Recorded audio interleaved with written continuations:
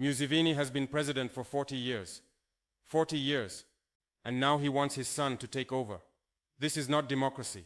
This is monarchy. This is one family treating Uganda like their personal property. The people have said no. They voted for Bobi Wine, but their votes were stolen. And when they protest, they are called terrorists. When they demand justice, they are killed. When their leader speaks the truth, he must hide for his life. This is not the Africa we want. This is not the future our ancestors fought for when they drove out the colonizers. We drove out the white colonizers only to get black colonizers, who are sometimes even worse. At least the white colonizers eventually left. These African dictators, they want to die in power. They want their children to inherit the presidency, like it is a family business. Bobi Wine represents something that terrifies these old dictators. He represents the young generation that is educated, that can think for themselves, that will not accept crumbs from the table of corruption. He represents the future, and they represent the past. That is why they want to kill him. But killing Bobi Wine will not kill the idea of freedom. Surrounding his house will not stop the movement for democracy. You can jam the internet. You can block the phones. You can delete your threatening tweets. But you cannot delete the desire for freedom from the hearts of the people. The evidence of election rigging is there.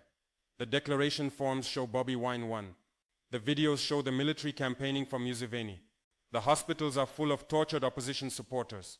The prisons are overflowing with political prisoners.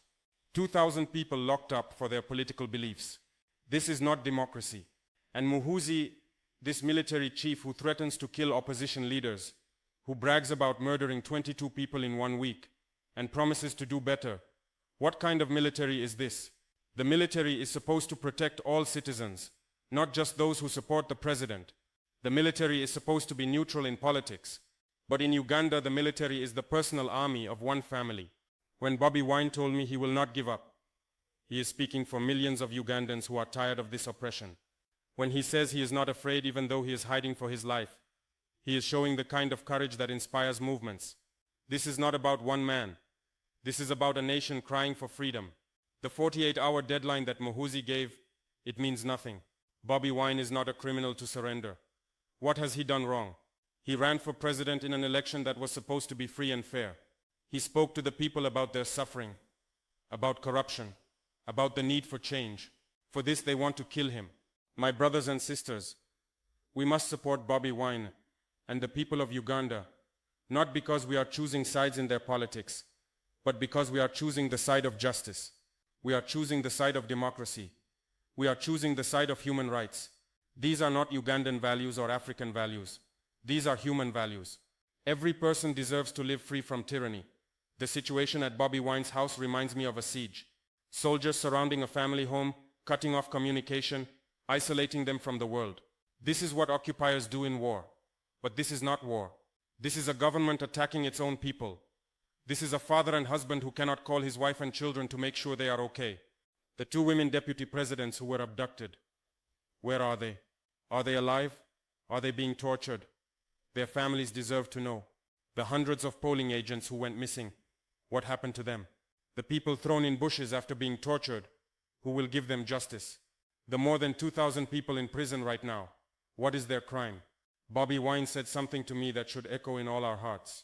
He said ultimately the future of Uganda is free, united and prosperous for all Ugandans.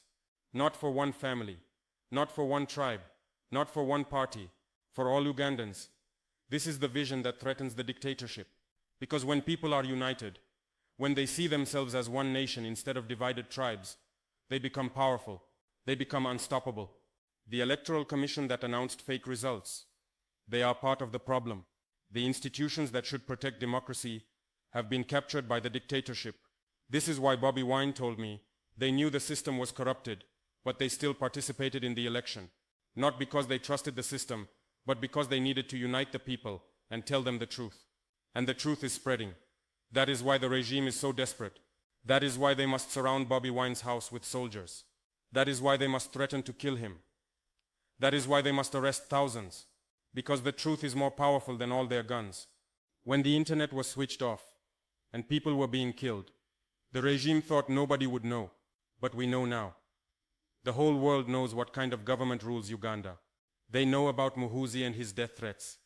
They know about the rigged election. They know about the abducted women leaders. They know about the torture and the killings. My brothers and sisters, I tell you this story of Bobi Wine because it is important that we remember these struggles. One day, Uganda will be free. One day, the people will get the democracy they voted for. And when that day comes, we will remember those who fought for it. We will remember Bobi Wine hiding for his life but refusing to give up. We will remember the 2,000 people in prison. We will remember the hundreds who were killed. But we will also remember who stood with them and who stayed silent. History is watching us all. The question is not whether Uganda will be free. The question is what role will each of us play in that freedom? Will we speak up or stay silent? Will we share the truth or believe the propaganda? Will we stand with the oppressed or with the oppressor? Bobi Wine is still in Uganda. His house is still surrounded. Tomorrow is still uncertain. But one thing is certain. The people of Uganda have tasted the possibility of change. They have seen that when they unite, they are powerful. And no amount of military force can make them forget that power. The struggle continues, and freedom will come.